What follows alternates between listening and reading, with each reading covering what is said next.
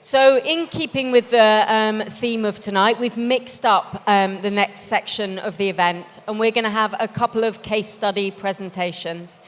Now, these presentations are from a client and an agency, and they are the result of special competition. This was judged by Russell Parsons, editor of Marketing Week, Patrick Burgoyne, the editor of Creative Review, and Suki Thompson from Oystercatchers. And they got together, they had loads of really amazing entries, and there were two that really stood out. So they asked those two clients and their agencies to join the program tonight. So I'm going to hand over to the first of those really interesting case studies, which talk all about transformation. So I'm going to hand over to Andy from Santander and Rick from Carat, and I'm going to ask them to take you through their story. Guys, over to you.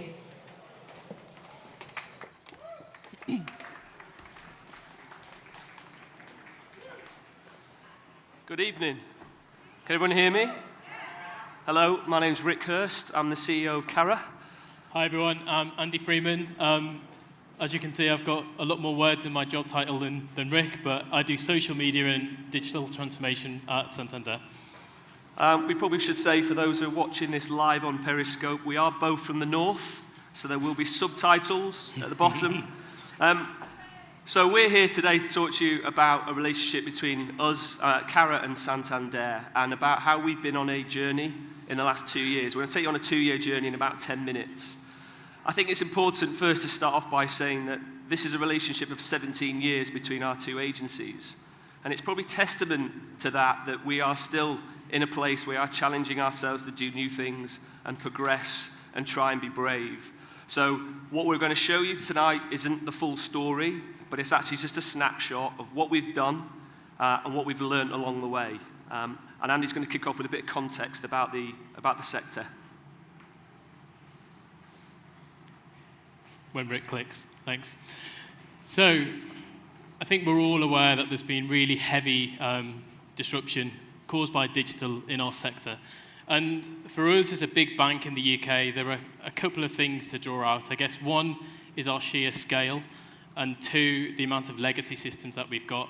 And with that, it means that we can't quite be as nimble or as responsive as we would like to be to change, to pivot the business.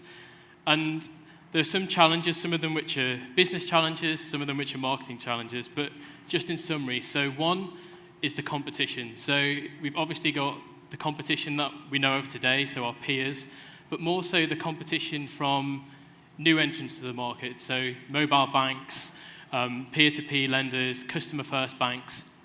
As well as that, there's the mass range of communications that are available to everyone today. And particularly things like chatbots and voice. And if you think of voice, so in the next 2 years, it's predicted that 50% of searches are going to be via voice. What does that do to the relationship that we have with the brand and how they interact with us? You know, it's a completely different kind of environment for us as brands, and we kind of don't know what to do yet.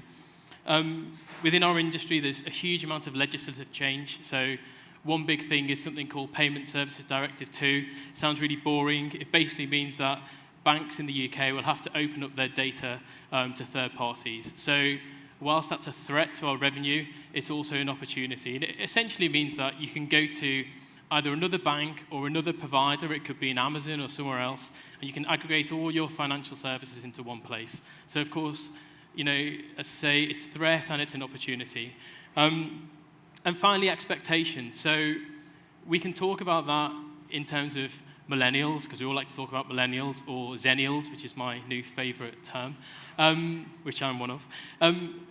We did a lot of research, and actually what we found was that it's more around your digital confidence, and actually the experience that we're all getting from brands like Airbnb, Uber, John Lewis, Amazon, they're kind of defining the experiences that we want from other brands. So if I go on Amazon Prime this morning and I order a book and I can get it this evening, why would I wait 10 days for a bank card?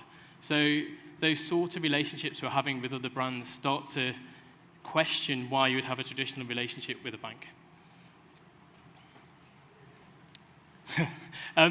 So we recognized that we needed to change, and for us, I guess that was twofold. So one, we needed to stop thinking the way we'd always thought about channels, products, services, and targets, and switch to a mindset that was all around understanding the wants and the needs and the behaviors of our customers and the signals that they were sending us, and in turn, how we could then deliver our purpose at Santander to help them prosper. And then we also needed to evolve our business model to be less about acquisition and more around retention, customer satisfaction, loyalty, cross-selling of products. And from a marketing point of view, to deliver that, we really needed to look at the way that we worked, both internally and then also with our agency partners like Carat. So, here we go. Apologies. So any great initiative needs a plan, and we had we'd all know that transformation, digital is probably, if you're not talking about it in this room, you're probably sat in a very weird place at the moment. And what we're trying to do is find a way to take transformation from theory into reality. It's easy to talk about it, it's easy to write PowerPoints about it, it's much more difficult to do it. So we set up a very simple 5 key steps, and they all had one thing in common. It's something that Andy's mentioned about 5 times already, which is that they all had the customer at the heart of them. So each one of these steps we designed around a customer, or a customer want, customer need, or something they didn't know that they needed yet. The 5 steps were, the first one is collaboration. So this is about us, this is about the partnership. How do we get people to work differently, in different ways, to try and come up with different answers? You can't expect people to come up with different things when they're doing the same things they were doing the day before. The second one was about data. How do we exploit data and the data that's available to us to fuel the strategies and fuel the execution, both the inputs and the outputs of what we wanted to achieve? The third thing then is that taking that insight, how do you then tell great stories? Just because you found me, just because you targeted me really well, doesn't mean you're going to convince me. So it's about persuasion. So how do we take that into storytelling? How do we tell stories that are going to affect people at the right time, in the right place, in the right way? And the fourth is about harnessing technology. We now have technology that's available to us that allows us to do new things. We decide not to be afraid of it. Let's try and incorporate it and bring it into our thinking, embrace it. And finally, it was about planning for the future. This wasn't a program we wanted to be able to say, yes, we did it, great, tick, what's next? We wanted to make sure that this became a fundamental part of Santander's marketing vision, not just for how success looks today, but actually how we would plan for success tomorrow and in the future. So, am I on? Yep. Collaboration, it sounds really straightforward, doesn't it? You know, we can talk all day long about within organizations who should report into who and what team should report into what team. And at Santander, like most organizations, every couple of years we go through a restructure. But actually, there's so much research that suggests that actually those restructures actually just create more and more silos. They don't address ways of working, and they don't address the cultural barriers that are created on the back of those restructures. So we thought, you know what, we can't control a lot of this stuff, but if we start to worry less about organizational design, let's just focus on collaboration. So for us, that meant, as a business, putting together briefs as one. And I was chatting to Rick about this the other day. I just checked, first of all, said, can I just check Santander was the only brand who wasn't doing this? And of course he said, no, you weren't. But briefs would go into agencies like Carat from the social team, the CRM team, the digital team, the acquisition team, all with different objectives, all with different KPIs. And what we did was we just got everyone together, created shared objectives, shared KPIs, and we put the budget in the middle of the table. And by doing that, we could put the customer at the heart of what we were trying to do and make sure that we created a campaign that met the overall business objectives and also delivered the right experience for our customers. You can't talk about digital transformation without talking about data. Data accentuates our ability to understand and communicate with customers. And the data revolution that we're now sat in, and I caught some of the other speakers tonight about, the words personalization were rife in those strategies that people are using. We're now not a million miles away from being able to create, moving from unknown audiences to known audiences, to have strategies that were built around an audience of one, a personal audience of one. Now, as a retail bank, you can imagine that Santander holds a vast amount of data. That data is extremely rich, and probably where it was in its volume enormous, how it was being used as insight was much more limited. So we sort of gave ourselves a task. How do we let marketing take responsibility for creating value out of that data?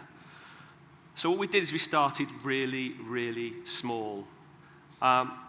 We took some CRM data from Santander, and we fused it with Facebook, with the sole intent of trying to understand whether a known audience would have a greater propensity to get over barriers of getting into mobile banking and download the mobile banking app than before.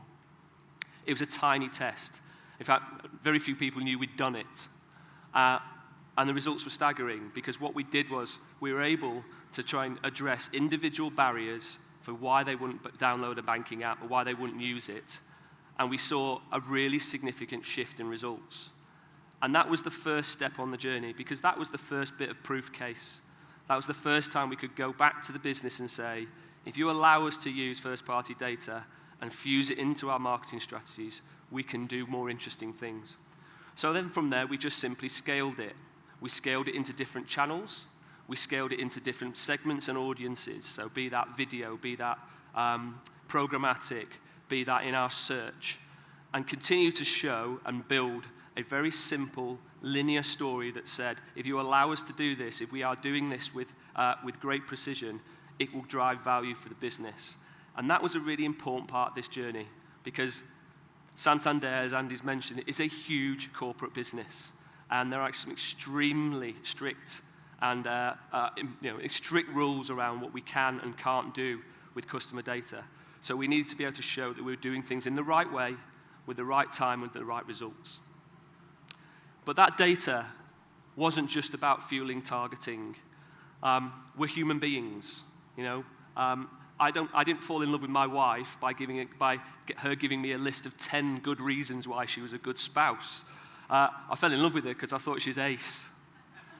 And she told great stories, you know, and I wanted to be part of her life. And I think what we wanted to do is make sure that data was also used as a fuel for storytelling. Let's take mortgages. I'll give you an example around mortgages. Mortgages, incredibly competitive category.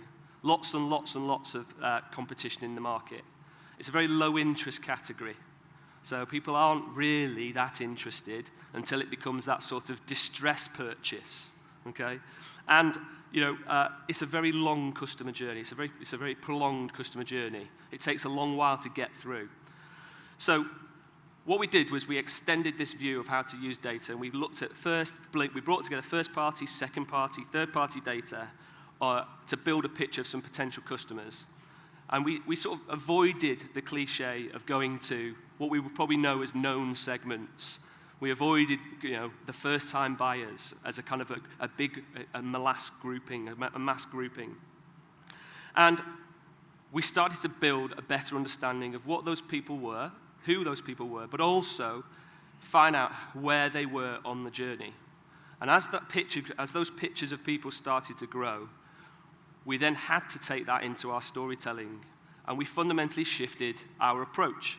We went from having 2 to 3 pieces of content that we would then, you know, we would normally segment and send out, to creating over 50 pieces of content around mortgages that targeted people that we would known people or known types of people who were a specific part of the journey with something that was exactly relevant to them at that time. And what we saw was great. We saw a 3 times uplift in engagement with the content and the creative work and the results of that work that we were delivering. That meant we had an opportunity to say to the business as a collective that there was an opportunity to do more. So all that's great, but you've just kind of increased your workload by about 500%. And in a world where we're exposed to over 3,500 messages a day, how can we demonstrate that we understand our customers, we understand the life stage that they're at, and that we can help them? So it was really clear that we didn't have the tools for the job. So we've invested in a tool called Pega, which is a decision technology tool. And essentially, we use that twofold. So one, at a local level with branches and contact centers, they kind of know what the next relevant conversation is to have with our customers, so what we call the next best action. And then from a marketing point of view, it also means that we can deliver more relevant messages. So a mini case study, if we look at Rick, a younger Rick, he's got a few quid in his account. It's end of March, what we call cross-tax year in banking. And traditionally, Santander, in a really unimaginative way, would send Rick an email that says, hey, Rick, why don't you open an ISA account? But now with Pega, what that will tell us is that actually, over the last few weeks, Rick's been looking at the mortgage pages on the Santander website. Some third-party data also tells Pega that Rick's been on Rightmove. We also know he's just opened a joint account with Mrs. Hirst, who's recently changed her name, so congratulations. So we now get the picture that Rick is looking to buy a property, buy his first home, and so now we can deliver Rick the relevant messages on the right device, at the right time, in the right place. All that data is really, really important, and it's so valuable, but you can almost get lost with it. And I'm going to quote Keith, our CMO, because he's not here, and he said very eloquently, with all this data, it's great, but you can get basically lost up your own arse in data. So you have to have the right people to actually make sure that they're guiding that data and that ultimately everything that you're doing is delivering against business objectives. It's really, really important. So whilst this automation, you free up resource so that you can use your people in different ways, you've got to make sure that you're guiding that data ship as well. And most importantly, so it's always day one, and we're really, really on the early part of our transformation journey. And we had a brief from our chief exec at the back end of last year to go and present to the board how Santander's marketing can thrive in a digital world.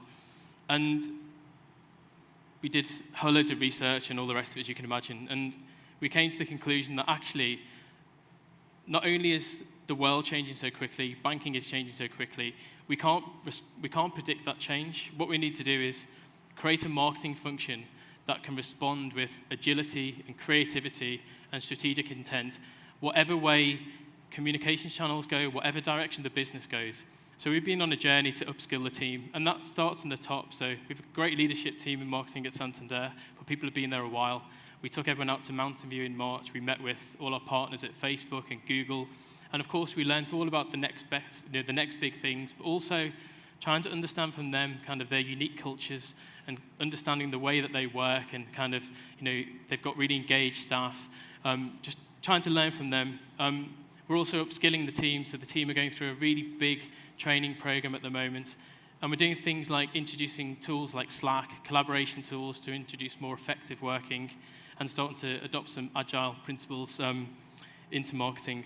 And I think the last point on that is that Keith, our CMO, in a world where we now feel even closer to our customers through the data and the insights that we've got, whether that be through social or Pega, we feel close to our customers, and now Keith's also been put onto the executive board at Santander. So, we have a seat at the top table, which is really important for kind of marketing being the voice of the customer. So just to tie it down to, did it work? Let's ask, and that's the most important part of this. What are the measures? What are the things that demonstrate to us that it worked? One really important thing that we've mentioned so far is that we wanted to align this transformation around a very clear strategic business objective. And so we defined one, and we defined one that we stuck ruthlessly to, and that was to grow the global customer base of Santander. Now, as a listed company, you can understand there's probably a limit to the amount of data I can share with you about results, which doesn't mean I'm not going to share anything, but I'm going to just give you a top line of some of the results of the cohesive results of what we did together. I think most importantly that over the period where we ran this program, loyalty, which we define at Santander as somebody who has an account and a +1 product, increased by 12%. And probably correlated to that, we use NPS at Santander.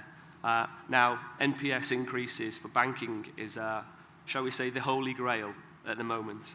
And for any banking clients out there, you'll know it's very difficult to create any sustainable changes in NPS.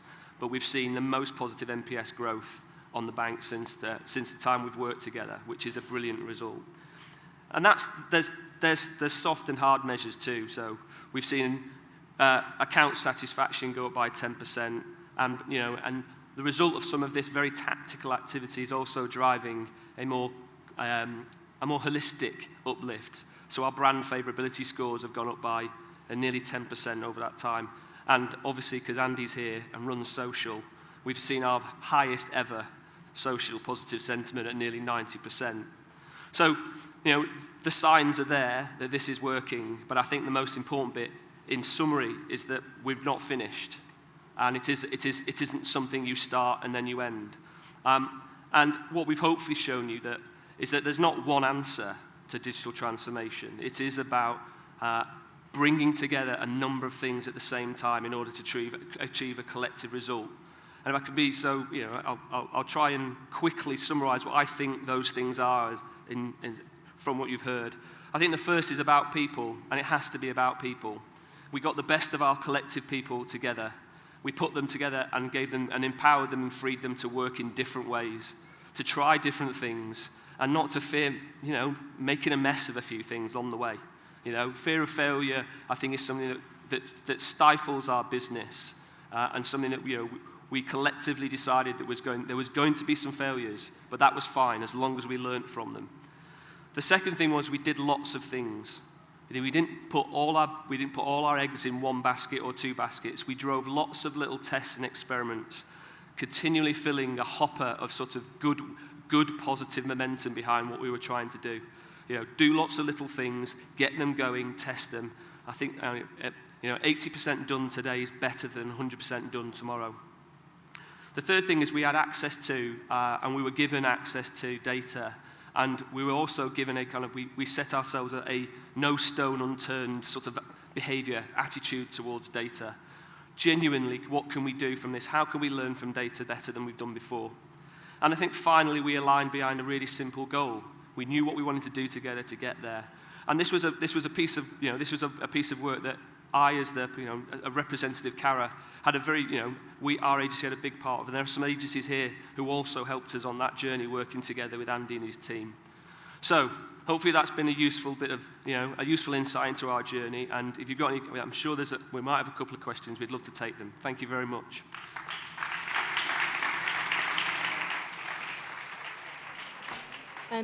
Thank you very much, guys. Well, you'd be happy to know, Rick, that actually the top question was a piece of advice that you could give people, and I think you managed to meet that brief pretty well there. So just one very quick question. The traditional relationship with the bank was always lunch with the bank manager. I mean, it never has been for me, but apparently for some people. How do modern-day services come close to building that connection? Andy? It's a very good question. I think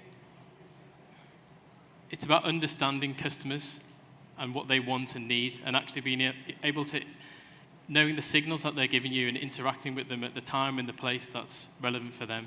And it's quite straightforward, really. I think we're not there yet, but I think the more and more we can understand our customers and build deeper and more personal relationships with them, I think we can provide that service today in an on-demand way, 24 hours a day. And the bank manager is great, and for our business and corporate bank, that's absolutely the heart of our proposition. But from a retail bank point of view, you can do that 24/7, hopefully, with chatbot technology, voice, everything else. Brilliant. Thank you so much, guys. Thank you. Please put your hands together for these two. Great, a really in-depth case study there, and I think what we've all learned is a lot of personal information about Rick, that if you're smart, you will be using to profile him right now.